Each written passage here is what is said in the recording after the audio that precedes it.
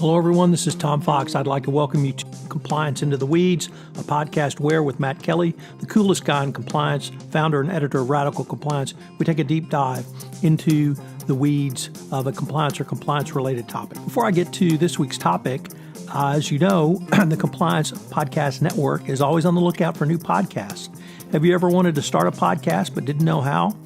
Well, if you've thought about it, please take a listen to this week's sponsor, One Stone Creative. If you are enjoying this show, you might enjoy hosting your own. As an expert in your field, you have skills, knowledge, and insight that can help you expand your practice, meet new people, and create amazing content to share with the world. In as little as 2 hours a week, you can dramatically change how you promote, fill, and position your business. And One Stone Creative can show you how. Learn more at onestonecreative.net. In this podcast, we take a look at the recent imbroglio involving the Bon Viv commercial that aired on the Super Bowl and the end user of the commercial, Anheuser-Busch.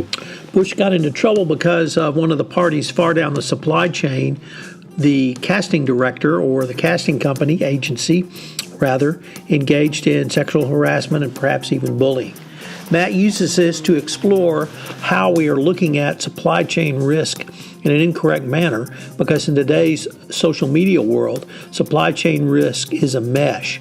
We talk about how the old model of supply chain worked, how the reputational risk model works now, how compliance programs are in this mesh, and what you can do should you find yourself embroiled as Anheuser-Busch does now. It's a fascinating exploration of a current topic and something that you will need to face as a compliance professional.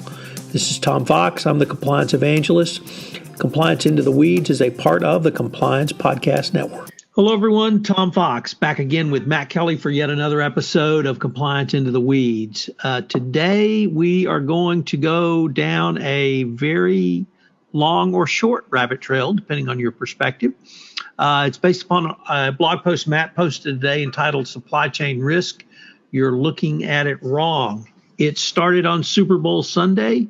Actually, it started a year before Super Bowl Sunday, but it certainly amplified during Super Bowl Sunday, and we're still talking about it. So with that somewhat enigmatic introduction, Matt, you want to set the stage? Sure. Yeah. Hi, Tom. So this idea for this post came to me over the weekend.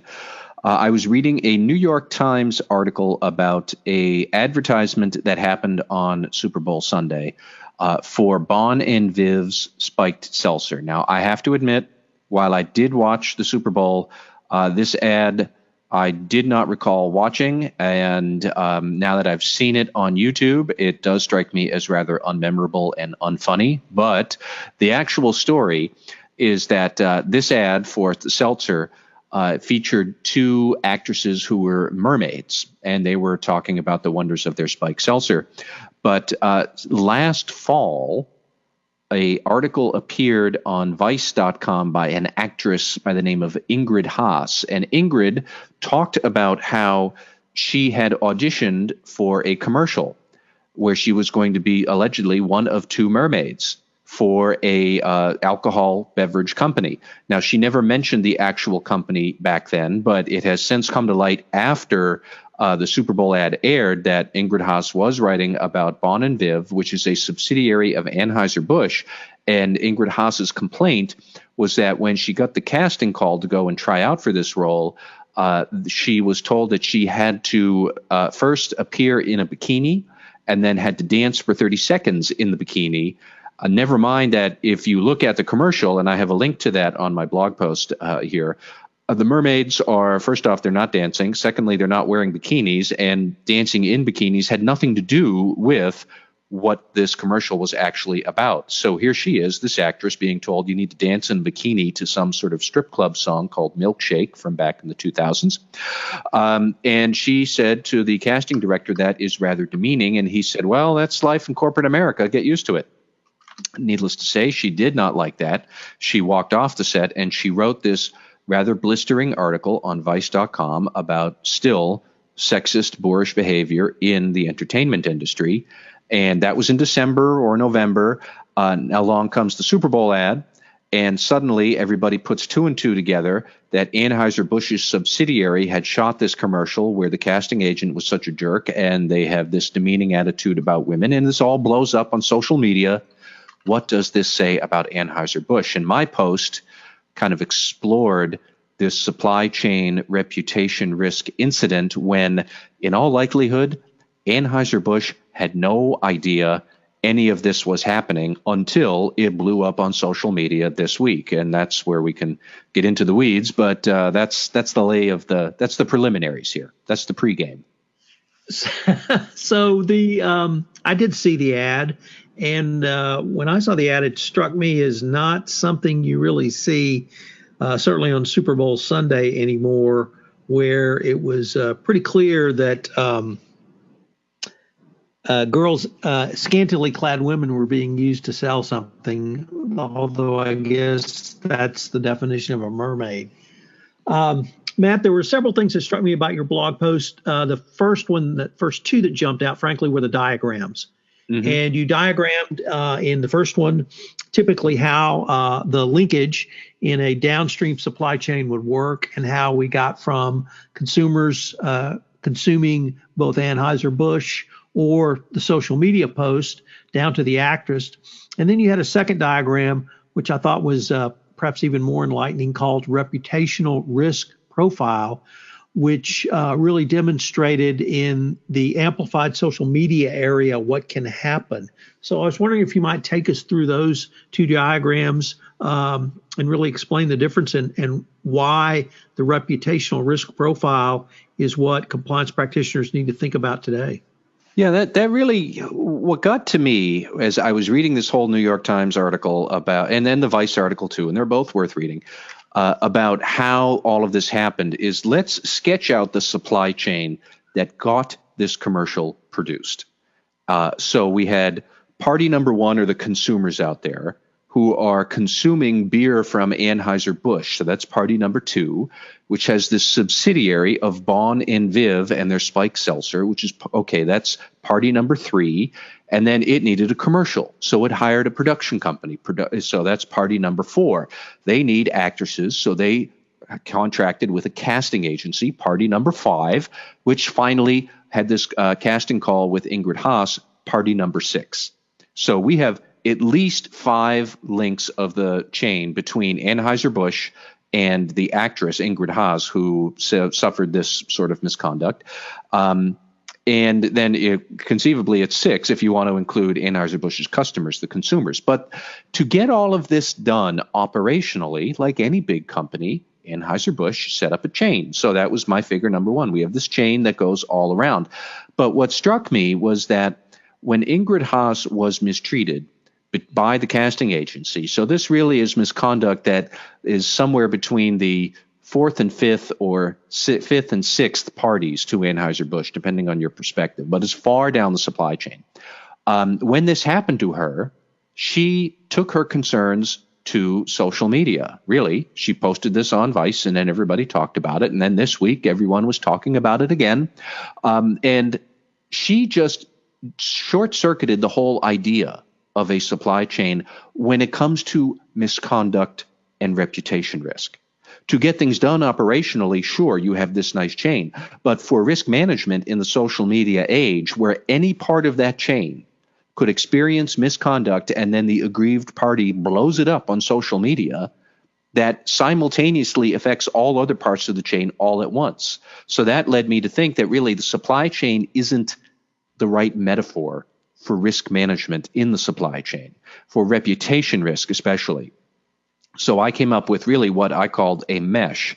And if you look at it on the blog post, the reputation risk profile, it's decidedly more messy than a very neat supply chain of 6 steps. The 6 are still there, but really you have arrows connecting all 6 both ways to every other party. It's much more complex, but that's the threat that comes along with reputation risk in the supply chain in our modern social media era. Now, I didn't write about this in the post, but let's pretend that this happened to Ingrid Haas in, say, 1985, before social media and the internet. And she got this really kind of sexist, boorish attitude from a casting agent. Is that uncomfortable? Yes. Is it misconduct? I think so. It seems to fit it to me.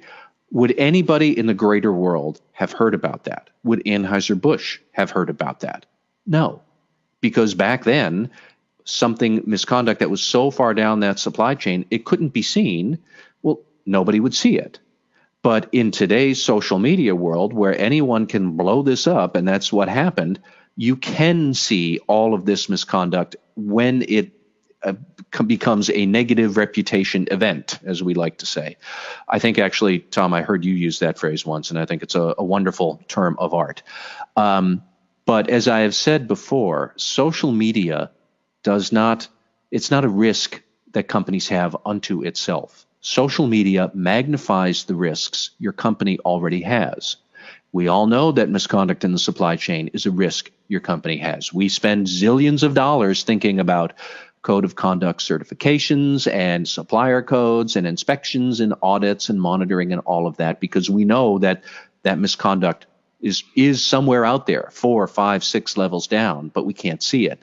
Well, social media magnifies that risk that somebody somewhere is going to blow it all up, and it's going to splatter across all parties all at once, which is exactly what happened. I even do feel a bit for Anheuser-Busch because, Tom, you and I talked about them just a couple of weeks ago, I think. Anheuser-Busch devotes some serious money to its oversight of third parties. And still, the nature of reputation risk these days, especially in social media, makes it so hard to control because it can come to you from any direction at any point in your supply chain. It jumps the chain. And that's what happened here. So let me turn to really the third part I would identify from your blog post, which is the control activities and the importance of reputational surveillance. Mm-hmm. Let me first ask you, could you define reputational surveillance? Well, media monitoring, if your company is large enough that it has a PR function or a media relations department, they do this. They know that phrase. Just monitoring what people say about your firm on the anywhere really, in the news, on social media, on the internet. Media monitoring, reputation management. There are firms actually that will do this for you if you want to pay them a fee. And if a compliance officer out there listening is not familiar with how all this works, like I said, if you go and you talk to your corporate communications or media relations people, or if your company has a PR firm, they know this, they know how to do it. I suspect many companies don't do this as much as they should, but that's what it is. So, okay, thank you, because I really didn't understand what that was. But now, in the control activities, you've got, let me see if I can just quote it here. So if the company can provide the audit trail of certification, attestations, training, and so forth, it can demonstrate a good faith effort to push standards of ethical conduct down the supply chain. I think we're both familiar with AB InBev, mm-hmm. and feel that they do provide lots of resources and lead in many ways around compliance. Yet, even if they had these things, I'm frankly not sure they would have been protected. Well, I drew a distinction between what the company does to try and prevent all of these risks and what actually happens when a reputation risk because of some misconduct further down the supply chain. What actually happens is, so something blows up on social media, and Tom, you'll be shocked to hear this, but occasionally something blows up on social media that is not correct. And people reach the wrong conclusions, and then they stick with them anyways. But what do the consumers actually do is they don't go around thinking some specific control activity failed at your extended enterprise, that, your code certification for suppliers must have just been awful and your risk monitoring must be terrible. That is not what they think. They don't look at the activities. They look at the broader control environment and they make a conclusion about it. And because consumers these days are quite distrustful of business, they're going to hear about this on social media and just automatically assume, oh, the whole control environment at that company must be terrible. Those leaders don't care. They're jerks. And, everybody is out for themselves. That same sort of mentality. And I think, frankly, all of us are probably guilty of making those assumptions about other companies from time to time, right or wrong. But that's what a consumer will jump to. The conclusion is that the control environment at the company in question, the big parent company, that must be the fault. And that's why they don't know what's going on in their supply chain, even when that is probably wrong. Because in the actual operation of it, most companies are these days pretty good at trying to govern a lot of the misconduct that happens in their supply chain. Harassment and workplace bullying and whatnot, I think we're probably less sophisticated at that. But, Tom, we can go back to AB InBev, which is the ultimate owner of Anheuser-Busch. AB InBev does great work looking at how to govern its anti-corruption concerns in its supply chain. And they've got some very sophisticated data analysis, so they can figure out, here's this thing that's happening. Do we have any exposure to it 2 or 3 or 4 steps away? And then if you can do that, if you can see here's this negative reputation risk out there, what is our exposure? You have to be able to tie that back to what are the actual control activities you did? What did you try to do? And you have to be able to summon that up very quickly to show on social media. Yes, this might have happened from the casting agency 9 steps away from us, but we already have a supplier code of conduct, which we push out to all people, which the production company should have signed. And, can you conjure up what that signature attestation actually was? Does that say, and we too will push this down on our third parties, which are the parent company's fourth parties, and so on and so forth? How do you connect that reputation risk event that's bubbling up on social media to the control activities your company has already done?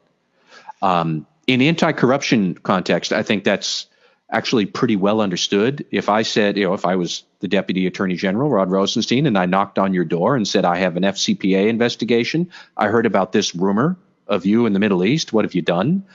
A good compliance program would say, well, funny, here you go, Mr. Rosenstein, here's all of our stuff. Here's our training, here's our manuals, here's our policies, here's our monitoring program.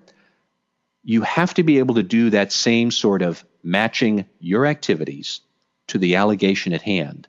Now, with other sort of supply chain misconduct, and to be able then to defuse or at least be more resilient to the storm that comes on social media. I think we're very good at it in anti-corruption, or we're more mature about it in anti-corruption than anything else.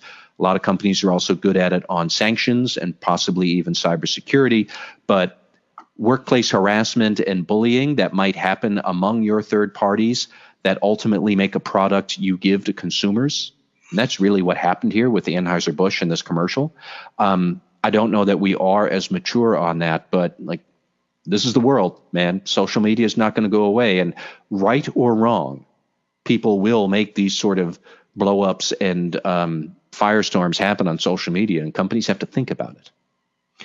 Man, it strikes me that what you have described is a fully operationalized compliance program, because it strikes me that a corporate compliance officer would have little to perhaps even no ability to have found out about the blog post by Ingrid Haas in Vice, that someone closer to that arena, someone closer to that discipline would have to have monitored and or found out about that to even begin to connect the dots to the casting agency back up to the production company, and that yet the business reason, or perhaps even more practical reason, why you have to push down compliance literally to the front lines, then reporting back up to compliance. Yeah, exactly.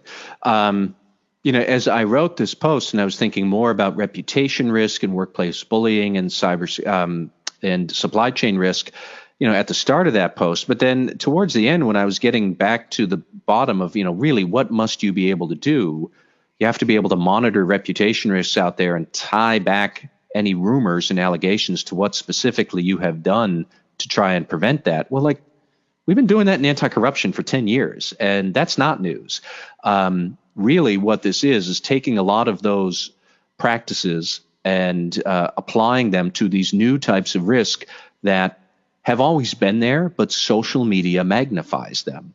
And I think that we are going to have a bit of a learning curve here, especially because, as I said before, a lot of stuff that's on social media is not fair. It's not accurate, but it takes root and people then believe it. And the company is somewhat stuck between a rock and a hard place. I am not saying that conjuring up all of these control activities and all this evidence and documentation would suddenly make everyone on Twitter say, oh, our bad, the company really is great.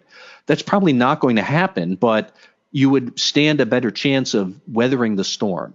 And social media, I think we still as a society are trying to figure out how to control what are some very big storms that we can conjure up pretty quick. And but really more than anything else, what struck me was that these storms, they don't follow that supply chain strategy that we use for actual operations. Like, storms come out of nowhere. They jump the chain, and you still have to deal with them. Well, Matt, it's been it's a fascinating story and cautionary tale that I think probably this would make a great presentation to a group of compliance professionals and business executives as to what can go wrong without the proper compliance controls in place to demonstrate to a variety of stakeholders, the public, the government, your own employees, your board of directors, that you have engaged in the appropriate behavior and have the right controls in place, even if at some point they failed. Yeah. Matt and I today have been visiting about his blog post, Supply Chain Risk. You're looking at it wrong. It deals with the fallout from the Bev and Viv advertisement, Bon and Viv advertisement that first aired on Super Bowl Sunday. And we're going to have to follow this one, Matt. All right, Tom, thank you. Hello, everyone. This is Tom Fox again. I'd like to thank you for listening to this episode of Compliance Into the Weeds.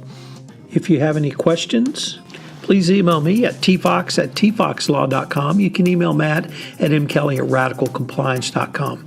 I hope you've enjoyed this episode, and I hope you'll read Matt's blog post. It's a really interesting look at something that I think is going to become more prevalent for the compliance practitioner. Matt and I will be off next week as I'm going to be on assignment in the United Kingdom, but we'll be back in 2 weeks, and I hope you'll join us when we get back together to take a look at a deep dive topic of Compliance Into the Weeds.